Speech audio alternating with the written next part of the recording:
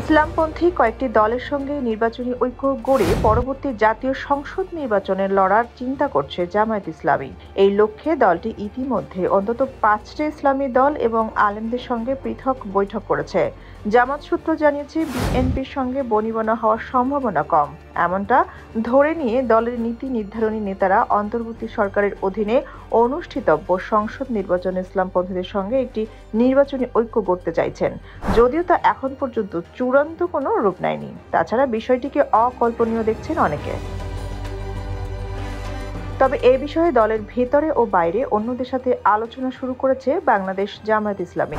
দলটির নেতারা বলছেন, 5ই আগস্ট পরবর্তী পরিস্থিতিতে ভেদাভেদ ভুলে এক হয়ে কাজ করতে হবে। এটিকে থিম ধরে ইসলাম ধর্মভিত্তিক রাজনৈতিক দল ও বিশিষ্ট ব্যক্তিদের সাথে মত বিনিময় শুরু করেছেন তারা।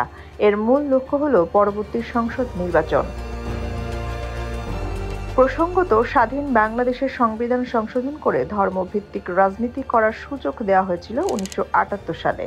সেই সুযোগ নিয়ে তখন নিষিদ্ধ ইসলামপন্থী কয়েকটি দল রাজনীতি শুরু করেছিল। 2001 সালের নির্বাচনে বিএনপির সঙ্গে জোটবদ্ধ হয়ে সরকারের অংশ হয়েছিল জামাত। দেশে এই মুহূর্তে 11টি ইসলামপন্থী দল নির্বাচন কমিশনে নিবন্ধিত। তবে জামায়াত ইসলামীর নিবন্ধনের বিষয়টি আদালতের সিদ্ধান্তে আটকে আছে। 2013 সালে হাইকোর্ট এই নিবন্ধন বাতিল করেছিল।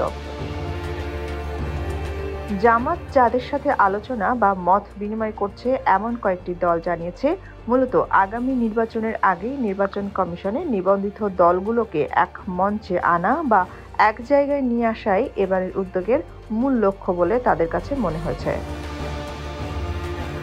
দলটির সূত্রগুলো বলছে, ইতিমধ্যে ইসলামী শাসনতন্ত্র আন্দোলন, লেবার পার্টি, 12 দলীয় জোট, ইসলামী আন্দোলন সহ কয়েকটি দল এবং কয়েকজন ইসলাম ব্যক্তিদের সাথে মত বিনিময় করেছেন জামায়াতের নেতারা। প্রসঙ্গত, তরিকত ফেডারেশন, খেলাফত আন্দোলন, মুসলিম লীগ, জামায়াতে উলামায়ে ইসলাম, ইসলামিক ফ্রন্ট, ইসলামী ঐক্য জোট, বাংলাদেশ খেলাফত মজলিস, ইসলামী আন্দোলন বাংলাদেশ, বাংলাদেশ ইসলামী ফ্রন্ট, খেলাফত মজলিস এবং ইনসানিয়ত বিপ্লবের নাম নিবন্ধিত দল হিসেবে নির্বাচন কমিশনের ওয়েবসাইটে আছে। শেখ হাসিনা সরকারের বিদায়ের পর সেনা প্রধান জামায়াত ইসলামী, হেফাজত ও খেলাফত মজলিসের নেতাদের সাথে বৈঠকের পর এই ঘরানার রাজনীতি বিশেষ গুরুত্ব পাচ্ছে বলেও অনেকেই মনে করেন। এর বাইরে ইসলামী আন্দোলন রাজনীতিতে বেশ সক্রিয়। আওয়ামী লীগ সরকারের শেষ পর্যায়ে এসে জামায়াত ইসলামীকে নিষিদ্ধ করা হলেও শেখ হাসিনার বিদায়ের 3 সপ্তাহের মাথায় অন্তর্বর্তী সরকার সেই নিষেধাজ্ঞা প্রত্যাহার করে নেয়। তারও আগে শেখ হাসিনার বিদায়ের পরপরই সেনাপ্রধান যাদের সাথে নতুন সরকারের বিষয়ে আলোচনা করেছেন, সেখানে জামায়াতের আমিরও উপস্থিত ছিলেন। দলটির মুখপাত্র মতিউর রহমান আকন্দ বলেছেন, এখন যারা এটি চাইছেন সেটি হলো ইসলামী ভাবধারা বা আদর্শে বিশ্বাসীদের মধ্যে যোগসূত্র স্থাপন। ধারণা করা হচ্ছে আগামী নির্বাচনে আওয়ামী লীগ অংশ নেবে না বা অংশ নিতে দেওয়া হবে না।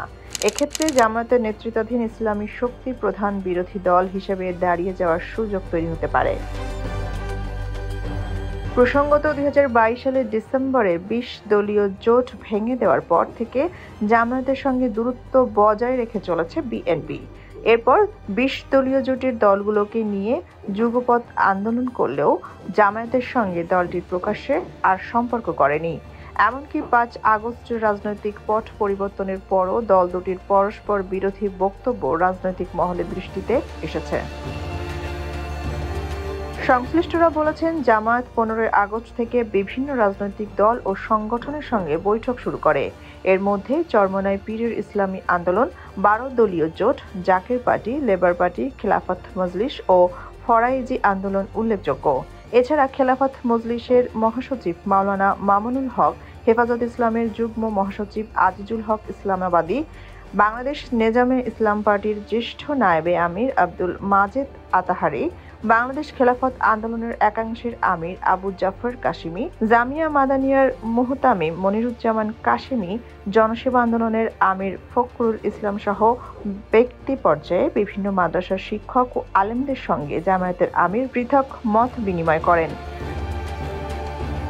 এসব মত বিনিময়ের অংশ নেওয়া একাধিক দলের নেতার সঙ্গে কথা বললে তারা জানিয়েছেন, ইসলামপন্থীদের মধ্যে একটি ঐক্য চায় জামাত, বিশেষ করে নির্বাচনী ঐক্য। এই লক্ষ্যে জামাত ইতিমধ্যে ইসলামী দলগুলোর সঙ্গে একটা যোগাযোগের সম্পর্ক তৈরি করেছে। এর মধ্য দিয়ে কার্যত কওমি ধারার আলেমদের সঙ্গে তাদের দীর্ঘদিনের যে বিরোধ বা বিতর্ক সেটি কমেছে। এখন নির্বাচনী ঐক্য হলে ভালো, না হলেও জামায়াত তাতে খুব সমস্যা দেখছে না।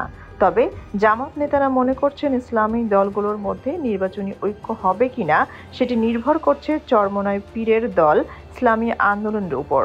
জামায়াতের পর ইসলামপন্থীদের সমর্থনের দিক থেকে এই দলটিকে গুরুত্বপূর্ণ ধরা হয়। ইসলামী আন্দোলনের জ্যেষ্ঠ যুগ্ম মহাসচিব গাজী আতাউর রহমান বলেন, আমরা ইসলামী দলগুলোর মধ্যে রাজনৈতিক জোট করার চেয়ে নির্বাচনী ঐক্য নিয়েই ভাবছি। এই লক্ষ্যে অনানুষ্ঠানিক আলোচনা চলছে। তিনি উল্লেখ করেন, জামায়াত ইসলামীকে বাদ দিয়ে ইসলামী দলগুলোর নির্বাচনী ঐক্য শক্তিশালী হবে না। আমরা থানা ও জেলার নেতাদের মতামত নেব। আমরা মাঠের মনোভাবকে শ্রদ্ধা জানাবো। রাজনৈতিক বিশ্লেষকরা বলছেন, ইসলামপন্থী দলগুলো জোট গড়ে এটিকে সুযোগ হিসেবে বিবেচনা করতে পারে। সেজন্য তারা হয়তো মনে করতে পারে যে জোটবদ্ধ থাকলে নির্বাচনকে সামনে রেখে তাদের শক্তি আরও দৃশ্যমান হবে। যদিও বাংলাদেশের পরবর্তী সাধারণ নির্বাচন কবে হবে তা এখনো নিশ্চিত নয়। বাংলাদেশের অন্তর্বর্তী সরকার বলছে, নির্বাচনের আগে নির্বাচন কমিশন সহ কয়েকটি বিষয়ের সংস্কার কাজ সম্পন্ন করতে চান তারা। অন্যতম প্রধান রাজনৈতিক দল বিএনপি অবশ্য শুরু থেকেই যত দ্রুত সম্ভব নির্বাচনের দাবি জানিয়ে আসছে। অন্যদিকে জামায়াতের আমির শফিকুর রহমান বরাবরই সংস্কার কার্যক্রম বাস্তবায়নে নতুন সরকারকে সময় দেওয়ার পক্ষে মত দিয়ে আসছেন। ফলে জামাত সহ ইসলামপন্থীদের যে নির্বাচনী ঐক্যের তৎপরতা চলছে তা শেষ পর্যন্ত কত দূর যায় সেই বিষয়ে অনেকের মধ্যে প্রশ্ন আছে।